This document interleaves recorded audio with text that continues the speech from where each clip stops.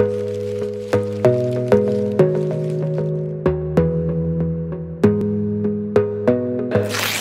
Sobat Infonotaris.id, saya Riki Sanjaya, praktisi hukum di Kota Malang. Di kesempatan kali ini kita akan membahas mengenai resiko notaris nih Sob, ya kan? Nah, kalau menurut saya resiko notaris itu ada dua Sob, ya kan? Pertama, resiko pekerjaan, dan kedua, resiko ekonomi. Nah, untuk yang resiko ekonomi ini jarang banget nih Sob dibahas sama orang-orang, bahkan juga jarang banget dibahas sama organisasi notaris sendiri. Nah, kali ini saya akan membahas sedikit nanti, tapi Sobat harus tunggu nonton sampai habis ya. Nah, Sob, kita bahas dulu dari yang pertama nih Sob, resiko pekerjaan. Resiko pekerjaan notaris itu kita bisa bilang seumur hidup Sob. Jadi artinya apa seumur hidup? Meskipun notaris itu udah pensiun, dia masih tetap mengemban tanggung jawab Sob, ya kan? Nanti itu akan kita bahas lebih detail Sob, ya kan, di kesempatan mendatang. Nah, simpelnya kalau saya membagi resiko pekerjaan di notaris itu ada 3 Sob. Apa aja sih? Yang pertama itu resiko administrasi Sob. Jadi banyak di dalam pembuatan akta ya, banyak terjadi kesalahan ketik, kesalahan-kesalahan typo yang mungkin dilakukan oleh staf kita, atau mungkin kita juga meriksanya kurang sebagai notaris kurang teliti. Nah, itu juga menjadi resiko. Resikonya apa? Kalau misalnya nanti terjadi suatu sengketa di antara kedua belah pihak, itu bakal diributkan Sob, ya kan? Hanya mengenai soal typo itu, ya kan? Jadi kita sebagai notaris harus lebih hati-hati dan waspada terhadap akte yang kita buat sebagai notaris nih Sob. Nah, yang kedua itu resiko perdata Sob. Kita sebagai notaris itu tadi kita bahas mengenai resiko administrasi, kali ini ada resiko perdatanya juga. Loh, resiko perdata itu apa sih? Ya kan sebenarnya. Nah, resiko perdata ini sebatas akte yang kita buat nih Sob, ya. Jadi kalau misalnya akte yang kita buat ternyata dibuktikan oleh pengadilan merugikan salah satu pihak atau justru kedua belah pihak, ya. Nah, itu kita akan bisa kena resiko perdata, salah satunya yaitu harus ganti rugi nih Sob, ya. Misalnya contohnya apa ya Sob? Misalnya contohnya ya pengikatan jual beli ya Sob, ya kan? Misalnya jualnya harga jual beli di dalam perjanjian tertulis 500 juta. Kemudian Sobat sebagai notaris malah tidak teliti atau justru mengganti atau bagaimana, Sobat saya tidak tahu, tapi ditulis hanya misalnya 50 juta, ya kan? Artinya di situ ada 450 juta yang hilang, yang harusnya diterima oleh penjual, tapi gara-gara akta Sobat yang Sobat buat justru jadi hanya terima 50 juta, yang tadinya 500 juta jadi 50 juta. Nah, karena akta yang Sobat buat itu, jadi Sobat harus mengganti rugi ya kan sebesar 450 juta. Gampangnya ilustrasinya seperti itu Sob, resiko perdata, ya kan. Nah, yang ketiga resiko pidana nih Sob. Kita sebagai notaris tadi kalau resiko administrasi pertama, kedua resiko perdata, dan ketiga resiko pidana nih, ya kan. Resiko pidana ini apa? Nah, biasanya yang sering menjerat resiko pidana dari notaris itu nih Sob, yaitu pemalsuan Sob. Ya, pemalsuan apa? Biasanya pemalsuan tanda tangan. Misalnya nih Sob, ya kan, jual beli ya, di dalam jual beli atau jual beli saham misalnya ya. Dalam jual beli saham itu penjual biasanya misalnya harus butuh tanda tangan persetujuan pasangan Sob, ya.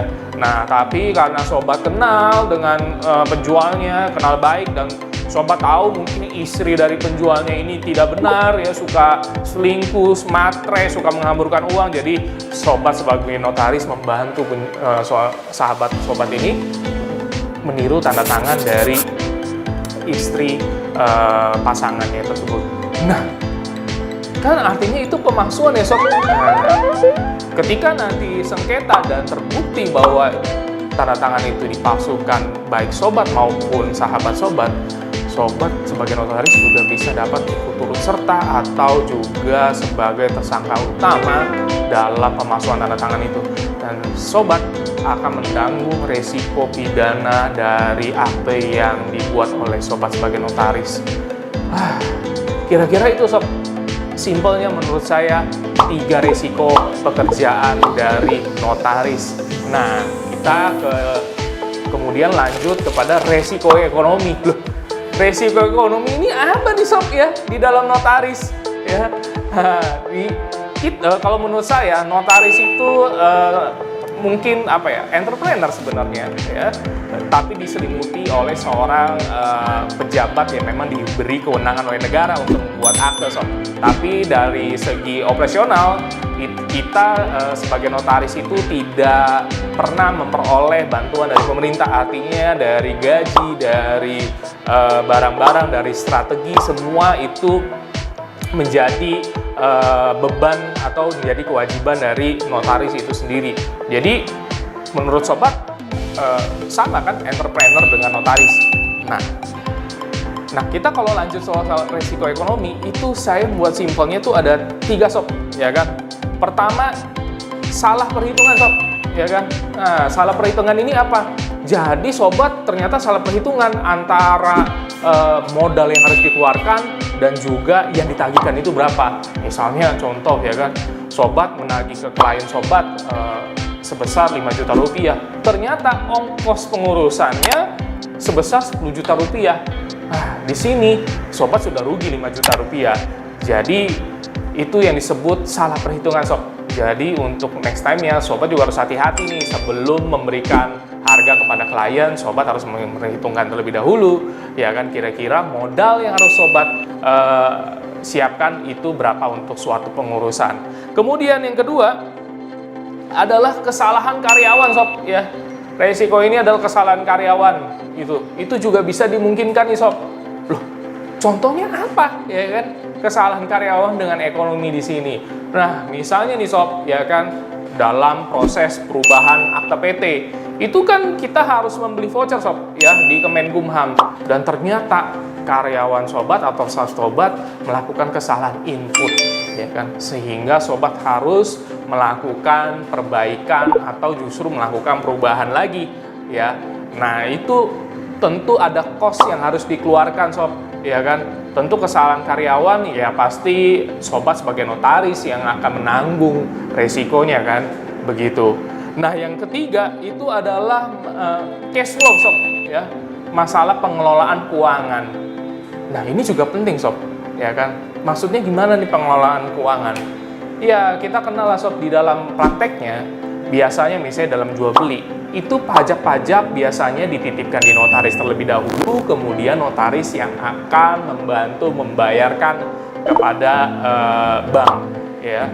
Nah, seringkali yang terjadi adalah notaris memakai duit pajak dari klien-klien sob. Aduh, ya kan. Jadi akibat campur aduk ya antara duit operasional dan juga duit pribadi, akhirnya notarisnya ternyata tanpa sadar memakai duit yang seharusnya pajak dibayarkan ke bank malah dipakai untuk keperluan pribadi sob, ya kan.